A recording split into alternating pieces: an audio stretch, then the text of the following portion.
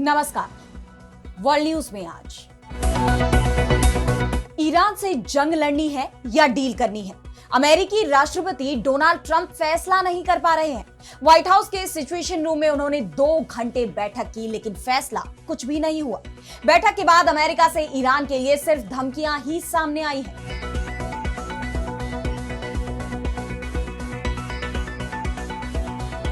Trump का कहना है कि हॉर्मुज खोलना होगा, हम ईरान को न्यूक्लियर बम नहीं बनाने देंगे। वहीं ईरान का कहना है कि हम अमेरिका के दबाव में समझौता नहीं करेंगे। अब ट्रंप को तय करना है कि डील करनी है या जंग, और अगर डील करनी है तो ये सिर्फ बयानों से नहीं होगी, अमेरिका को काम करके भी दिखाना होगा। ईरान को अमेरिका पर ना तो पहले भरोसा था और ना ही आज है। इस बीच अमेरिका के रक्षा मंत्री ने धमकी भरे अंदाज में कहा है कि ईरान पर हमला करेगा अमेरिका अगर ईरान ने अमेरिका की बात नहीं मानी तो। इन सब पर हम करेंगे विस्तार से चर्चा, लेकिन आइए जरा उन खबरों को भी देख लें जिन पर आगे होगी बात। रूस से 1-1 इंच जमीन की करेंगे रक्षा, रोमानिया पर ड्रोन गिरने से भड़का नेटो, रूसी राष्ट्रपति पुतिन को दी सीधी चेतावनी। अमेरिकी कोर्ट से राष्ट्रपति ट्रंप को बड़ा झटका, केनेडी सेंटर का नाम बदलने का फैसला पलटा, कहा केवल कांग्रेस को इसका अधिकार। भड़के ट्रंप, कहा आज तक किसी राष्ट्रपति के साथ नहीं हुआ ऐसा। इजरायल को मान्यता देने के सवाल पर अमेरिका और पाकिस्तान में ठनी, वॉशिंगटन में बैठकर पाकिस्तानी विदेश मंत्री इशाक डार ने ठुकराया अमेरिकी राष्ट्रपति ट्रंप का प्रस्ताव, अब्राहम एकॉर्ड में शामिल होने से किया इनकार। और चलते चलते में देखेंगे अपनी धुरी से क्यों खिसक रही है धरती और इसका कितना बुरा असर दिख रहा है इंसानों पर। इन सभी खबरों पर हम विस्तार से करेंगे बात, लेकिन पहले एक नजर हेडलाइंस पर। एक साथ कई चुनौतियों से जूझ रही मलेशियाई सरकार, समय से पहले आम चुनाव कराने पर विचार कर रहे पीएम इब्राहिम, संसद को पहले ही भंग करने के लिए देश के राजा इस्कंदर से मांग सकते हैं इजाजत। चीन की सीक्रेट एजेंट निकली पूर्व अमेरिकी मेयर, अर्काडिया की पूर्व मेयर एलिन वांग ने अदालत में कबूला गुनाह, 10 साल के लिए हो सकती है जेल की सजा। इजरायली पीएम बिन्यामिन नेतन्याहू के गजा पर कब्जा बढ़ाने के आदेश से क्षेत्र में बढ़ा तनाव, हमास ने जारी की चेतावनी, युद्ध विराम पर मंडराया संकट।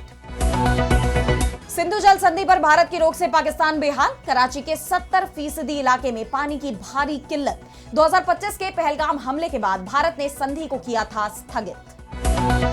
तो अमेरिका और ईरान के बीच एक बार फिर डील नहीं हो पाई है। अमेरिका के राष्ट्रपति डोनाल्ड ट्रंप ने कहा है कि हम अभी तक किसी नतीजे पर नहीं पहुंच पाए। दरअसल ट्रंप ने पहले कहा था कि व्हाइट हाउस के सिचुएशन रूम में बैठक कर रहे हैं, इसमें ईरान को लेकर बड़ा फैसला होगा, इस बार हम ईरान पर आखिरी फैसला करेंगे। इसके बाद 2 घंटे तक सिचुएशन रूम में बैठक हुई। बैठक के बाद व्हाइट हाउस से बयान भी जारी हुआ। इसमें कहा गया कि कोई फैसला नहीं हुआ है, समझौता तभी होगा जब वो अमेरिका के हित में होगा और राष्ट्रपति की तरफ से तय की गई शर्तों का पालन किया जाएगा। वहीं डोनाल्ड ट्रंप, जो बैठक से पहले मीडिया के सामने बड़े बड़े दावे कर रहे थे, वो मीडिया के सवालों से कन्नी काट गए।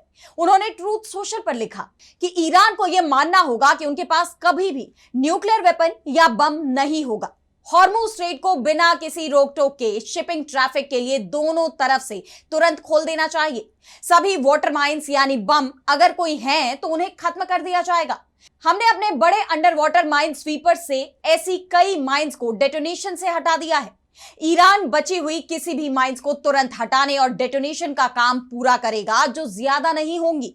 यानी ट्रंप की तरफ से दावा किया जा रहा है कि ईरान के पास परमाणु बम नहीं होगा। हॉर्मुज स्ट्रेट भी उसे खोलना होगा और साथ ही समुद्र में बिछी माइंस हटाने को भी कहा है, लेकिन अमेरिका की सेना का कहना है कि हॉर्मुज में उसे अभी तक ईरान की माइंस नहीं मिली है। अमेरिकी सेना की तरफ से तो यहां तक दावा किया जा रहा है कि शायद ईरान ने माइंस बिछाई ही नहीं थी, सिर्फ और सिर्फ इसका डर दिखाया गया था। इस बीच न्यूयॉर्क टाइम्स ने दावा किया है कि अमेरिका की तरफ से ईरान को प्रस्ताव दिया गया है कि अगर वो 60 दिन के सीजफायर पर समझौता करना चाहता है तो अमेरिका ईरान को 25 लाख करोड़ रुपए के रिकंस्ट्रक्शन फंड जारी कर सकता है। लेकिन अमेरिका की तरफ से आने वाले बयानों और धमकियों को ईरान ने खारिज कर दिया है। ईरानी संसद के स्पीकर मोहम्मद बागेर गालिबफ ने कहा कि हम सिर्फ कार्रवाई पर भरोसा करते हैं। ईरान अमेरिका को तभी छूट देगा जब अमेरिका ईरान की शर्तों पर कोई एक्शन लेता है। ईरानी विदेश मंत्रालय के प्रवक्ता इस्माइल बगाई ने तो यहां तक दावा कर दिया कि हमारी अमेरिका से परमाणु मुद्दे पर कोई बातचीत हो ही नहीं रही है। बातचीत सिर्फ जंग खत्म करने के मुद्दे पर चल रही है। समझौते के जिस ड्राफ्ट पर बातचीत चल रही है उसमें ईरान की परमाणु सामग्री को नष्ट करने जैसी कोई शर्त शामिल ही नहीं है। यानी ट्रंप ईरान के यूरेनियम को लेकर जो बयान दे रहे हैं वो पूरी तरह से झूठ है। हॉर्मूज को लेकर जरूर बातचीत हो रही है, लेकिन ईरान अपनी शर्त से पीछे नहीं हटा है, यानी वो टोल वसूली करेगा भले ही जंग लड़नी पड़े। ईरान ने इसके लिए एक संगठन भी बनाया है। पर्शियन गल्फ स्ट्रेट अथॉरिटी यानी PGSA ने कहा कि अमेरिका युद्ध और कूटनीति के जरिए हॉर्मूज स्ट्रेट पर नियंत्रण पाने में नाकाम रहा है। हॉर्मूज पर हमारा नियंत्रण है और इसे कोई चुनौती नहीं दे सकता। यहां हमारा काम बिना किसी रुकावट के जारी रहेगा। हम दोस्ताना देशों के जहाजों को आवाजाही की इजाजत देते रहेंगे जिससे समुद्री रास्ते पर नेविगेशन जारी रहे। यानी ईरान ने साफ कह दिया है कि ट्रंप के दबाव में वो नहीं झुकेगा। इस बीच खबर यह भी सामने आ रही है कि अमेरिका और ईरान के बीच सीजफायर शुरू होने के बाद ईरान पर जो हमले हुए थे उन हमलों के पीछे यूएई का हाथ था। यूएई की तरफ से ईरान पर हमले किए गए थे। वॉल स्ट्रीट जर्नल की रिपोर्ट में दावा किया गया है कि यूएई ने अप्रैल में ईरान के लावन द्वीप की रिफाइनरी, हॉर्मूज स्ट्रेट के पास किश्म और अब मूसा द्वीप, बंदर अब्बास बंदरगाह और असालुये पेट्रोकेमिकल कॉम्प्लेक्स पर हमले किए थे। यूएई को इन हमलों में इजरायल का भी साथ मिला। इन हमलों के चलते सीजफायर टूटता दिखाई दिया, जिसके चलते ट्रंप ने यूएई और इजरायल पर दबाव डालकर हमले बंद कराए थे।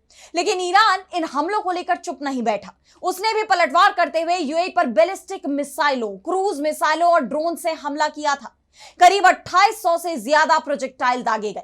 इन हमलों में दुबई इंटरनेशनल एयरपोर्ट के टर्मिनल 3 को नुकसान पहुंचा। जेबेल अली पोर्ट इलाके में भी आग लग गई। फुजेरा पेट्रोलियम हब के 2 बड़े तेल भंडारण टैंक कई दिनों तक जलते रहे, जिसके बाद यूएई को कई तेल टैंकरों को जाल से ढकना पड़ा था जिससे वो ड्रोन हमले में बच सके। और अब बढ़ते हैं अगली खबर की तरफ, जहां हम बात करेंगे रूस यूक्रेन जंग में नेटो की एंट्री की। तो अब इस जंग का दायरा खतरनाक रूप से बढ़ता जा रहा है। हालात ये हो गए हैं कि कभी भी नेटो देश इस जंग में कूद सकते हैं। पहले से ही इस जंग में यूरोपीय देश यूक्रेन को सपोर्ट कर रहे हैं, उसे हथियार मुहैया करा रहे हैं। जंग में टिके रहने के लिए फंड भी दिया जा रहा है और अब उन्होंने रूस से 1-1 इंच जमीन की रक्षा करने का प्रण ले लिया है। उन्होंने अपनी सैन्य ताकत का बखान करते हुए रूसी राष्ट्रपति व्लादिमीर पुतिन को सीधी धमकी दे दी है, जिसके बाद इस जंग के और फैलने का खतरा बढ़ गया है। रूस और नेटो के बीच बढ़ते इस टकराव की वजह रूस के ड्रोन हमले को माना जा रहा है। दरअसल यूक्रेन पर हमले के बीच रूस का एक ड्रोन गलती से नेटो के सदस्य देश रोमानिया में जा गिरा। रोमानिया के रक्षा मंत्रालय के मुताबिक 29 मई की रात एक ड्रोन हमारे हवाई क्षेत्र में दाखिल हुआ और पूर्वी शहर गलाती में एक अपार्टमेंट बिल्डिंग की छत से टकरा गया, जिससे जोरदार विस्फोट हुआ और आग लग गई। घटना के बाद 2 F-16 लड़ाकू विमान और एक सैन्य हेलीकॉप्टर को अलर्ट पर भेजा गया।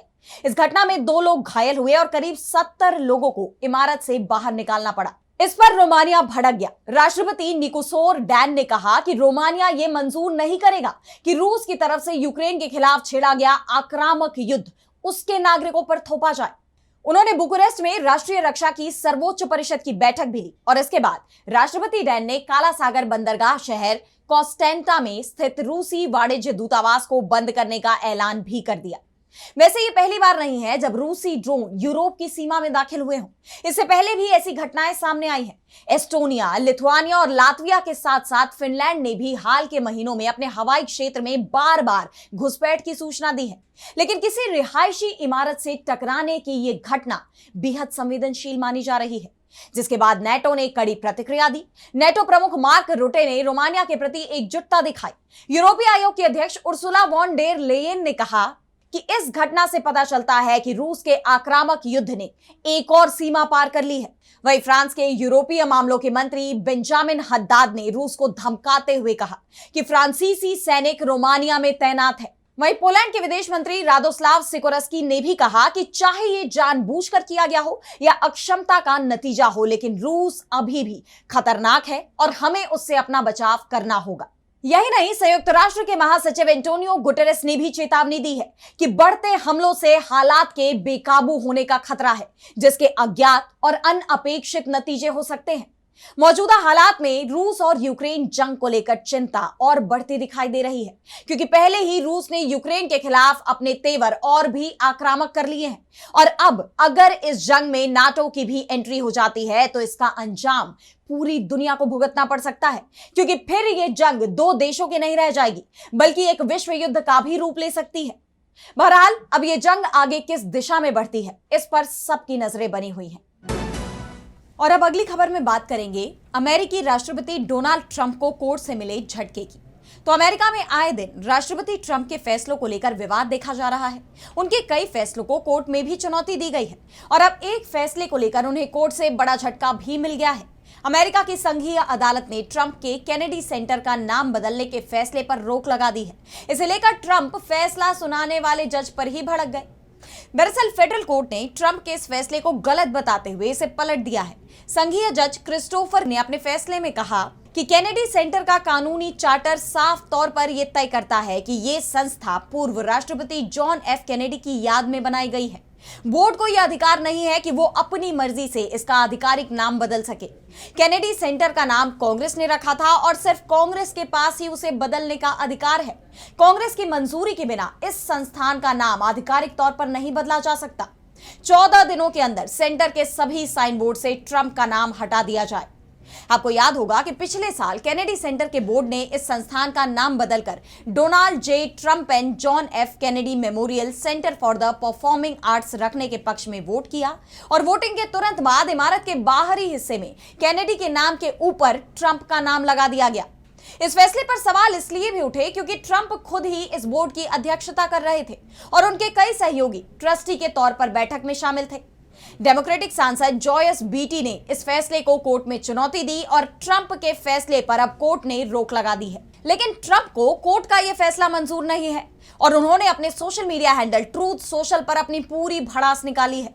उन्होंने दावा किया कि अमेरिका के इतिहास में किसी भी राष्ट्रपति के साथ अदालतों ने इतना गलत बर्ताव नहीं किया जितना मेरे साथ किया जा रहा है। केनेडी सेंटर की इमारत जर्जर हो चुकी है और वहां सुरक्षा से जुड़े गंभीर खतरे मौजूद हैं। इसके बावजूद जज ने मेरी बातों को महत्व नहीं दिया। खुद पर शर्म आनी चाहिए। इसके साथ ही ट्रंप ने आगे बताया कि अब सरकार केनेडी सेंटर की जिम्मेदारी फिर से कांग्रेस को सौंपने की दिशा में काम करेगी। उन्होंने डेमोक्रेट्स पर भी निशाना साधा। ट्रंप ने कहा कि कट्टर वामपंथी डेमोक्रेट्स इस मरते हुए कला संस्थान को बचाने से ज्यादा आपके पसंदीदा राष्ट्रपति यानी मेरा विरोध करने में रुचि रखते हैं। इसलिए हम कांग्रेस के साथ मिलकर इस विफल हो रहे संस्थान को वापस उनके नियंत्रण में देने पर काम करेंगे। जब तक मुझे वो करने की आजादी नहीं मिलती जिसे मैं किसी और से बेहतर कर सकता हूं, यानी इस संस्थान को भौतिक, वित्तीय और कलात्मक रूप से पुनर्जीवित करना, तब तक मेरी ऐसी यात्रा जारी रखने में कोई रुचि नहीं है जो केवल एक निराशाजनक सफर बनकर रह जाए। ट्रंप के इन बयानों के बाद यह मामला अब राष्ट्रपति की शक्तियों और संघीय संस्थानों की स्वायत्ता पर नई बहस का कारण बन गया है। लेकिन इस घटनाक्रम ने एक बार फिर इस बात पर मुहर लगा दी है कि अमेरिका में न्यायपालिका आज भी स्वतंत्र है। वो सत्ता के दबाव में काम नहीं करती, जो दुनिया के सबसे पुराने लोकतंत्र यानी अमेरिका में आम लोगों की आवाज की मजबूती को दिखाता है। बहरहाल अब यह मामला कहां जाकर थमता है, ये देखना होगा। और अब अगली खबर में बात करेंगे पाकिस्तान की। तो अमेरिका और पाकिस्तान एक दूसरे के काफी करीब हैं। कई बार पाकिस्तान अमेरिका की जी हुजूरी करता भी दिखाई दिया। इस वक्त पाकिस्तान ईरान जंग में अमेरिका के कहने पर मध्यस्थ की भूमिका भी निभा रहा है, लेकिन अब दोनों ही देशों के रिश्तों में खटास आती दिखाई दे रही है और इसका ताजा उदाहरण वॉशिंगटन में देखने को मिला। वॉशिंगटन में बैठकर पाकिस्तानी विदेश मंत्री ने ट्रंप का प्रस्ताव ठुकरा दिया, जिसके बाद कई सवाल खड़े हो रहे हैं कि क्या अब अमेरिका और पाकिस्तान आमने सामने आ गए हैं। दरअसल पाकिस्तान के विदेश मंत्री इशाक डार अमेरिका की यात्रा पर पहुंचे हैं। इस दौरान उन्होंने अमेरिका के विदेश मंत्री मार्को रूबियो से वॉशिंगटन में मुलाकात की। इस दौरान पत्रकारों ने इशाक डार से एक ऐसा सवाल पूछ लिया जिससे वो ठिठक उठे। पाकिस्तान के विदेश मंत्री से एक पत्रकार ने सवाल किया कि क्या पाकिस्तान इजरायल को मान्यता देगा। यह सवाल सुनने के बाद वो ठिठक गए। विदेश मंत्री इशाक डार ने पीठ घुमा लिया और बिना जवाब दिए ही वहां से वो चल पड़े। लेकिन बाद में उन्होंने अपना रुख साफ कर दिया कि पाकिस्तान का इजरायल को मान्यता देने और अब्राहम एकॉर्ड्स में शामिल होने का कोई इरादा नहीं है। उन्होंने कहा कि ऐसी बातें की जा रही हैं कि पाकिस्तान को अब्राहम समझौते का हिस्सा बनने के लिए कहा गया है और हम इस पर सोच रहे हैं। ये बातें सिर्फ अफवाह हैं। इस संबंध में पाकिस्तान की हमेशा से साफ नीति रही है। ये नीति फलस्तीन को मान्यता देने और देश मानने से जुड़ी है। इससे साफ है कि पाकिस्तान अपने रुख पर अब भी कायम है। बता दें कि हाल ही में अमेरिकी राष्ट्रपति डोनाल्ड ट्रंप ने पाकिस्तान समेत कई मुस्लिम देशों से अब्राहम एकॉर्ड का हिस्सा बनने और इजरायल के साथ राजनयिक संबंध बहाल करने की अपील की है। पाकिस्तान से अब्राहम एकॉर्ड में शामिल होने के लिए कहा गया। यह एक ऐतिहासिक शांति समझौता है जिसकी शुरुआत 2020 में हुई थी। इसके तहत यूएई, बहरीन, मोरक्को और सूडान जैसे देशों ने इजरायल को एक राष्ट्र के रूप में मान्यता दी थी और पहली बार औपचारिक राजनयिक संबंध स्थापित किए थे। लेकिन अब पाकिस्तान ने इसमें शामिल होने से साफ इनकार कर दिया है। ऐसे में उम्मीद यह जताई जा रही है कि अमेरिका इससे नाराज हो सकता है। दोनों देशों के रिश्तों में दरार पड़ सकती है। और अब चलते चलते मैं बात करेंगे अपनी धुरी से खिसक रही धरती की। तो क्या आप मानेंगे कि बढ़ती गर्मी हमारी पूरी पृथ्वी को उसकी धुरी से खिसका सकती है? सुनकर भले ही आपको अजीब लगे, लेकिन यह बिल्कुल सच है। अब तक आपने ग्लोबल वार्मिंग से सिर्फ समंदर का स्तर बढ़ने की खबरें सुनी होंगी, लेकिन अब नासा के वैज्ञानिकों ने एक चिंताजनक जानकारी दी है। भीषण गर्मी की वजह से हमारी धरती अपनी जगह यानी धुरी से खिसक रही है। अब आइए जरा इस धुरी की बात को हम एक लट्टू के जरिए समझते हैं। तो जब लट्टू अपनी कील पर घूमता है तो उसका वजन चारों तरफ बराबर होना चाहिए। अगर लट्टू के एक हिस्से पर थोड़ा सा भी वजन बदल दे तो वो घूमते हुए डगमगाने लगता है। हमारी धरती भी अंतरिक्ष में घूमते हुए एकदम लट्टू जैसी ही है। इसके दोनों सिरों यानी दोनों ध्रुवों पर अरबों टन बर्फ जमी हुई थी, लेकिन इंसानों की फैलाई गई भयंकर गर्मी ने यह सदियों पुरानी बर्फ तेजी से पिघला दी। अब यह पानी बनकर दुनिया के समंदरों में फैल रहा है। इससे धरती के वजन का संतुलन बुरी तरह बिगड़ गया है और इसी बिगड़े हुए वजन के कारण हमारी धरती अपनी धुरी पर डगमगा रही है। वैज्ञानिकों की नई रिसर्च सच में बेहद चिंताजनक है। साल 1995 से पहले हमारी धरती दक्षिण की तरफ जा रही थी, लेकिन बर्फ पिघलने की रफ्तार बढ़ने से धरती ने अपना रास्ता ही बदल लिया है। अब वो पूर्व दिशा की तरफ खिसक रही है और सबसे ज्यादा हैरानी की बात तो यह है कि इसके खिसकने की रफ्तार पहले के मुकाबले अब 17 गुना ज्यादा तेज हो गई है। अब सवाल ये उठता है कि इसका हम पर असर क्या होगा? तो धरती के डगमगाने से उसके घूमने की चाल पर असर पड़ता है। वैज्ञानिकों के मुताबिक इससे भविष्य में हमारे दिन की लंबाई बदल सकती है। यह बदलाव भले ही सेकंड के बहुत ही छोटे हिस्से का हो, लेकिन ये हमारे नेविगेशन सिस्टम, हमारे मोबाइल के जीपीएस और सैटेलाइट नेटवर्क में गड़बड़ी पैदा कर सकता है। वैज्ञानिकों के लिए यह खतरे की एक बहुत बड़ी घंटी है। अगर हम अब भी नहीं संभले तो आने वाले वक्त में इसका खामियाजा आने वाली पीढ़ियों को भुगतना पड़ सकता है। तो फिलहाल आज वर्ल्ड न्यूज में इतना ही। देश दुनिया की तमाम बड़ी खबरों के लिए आप देखते रहिए डीबी लाइव और मुझे दीजिए इजाजत। नमस्कार।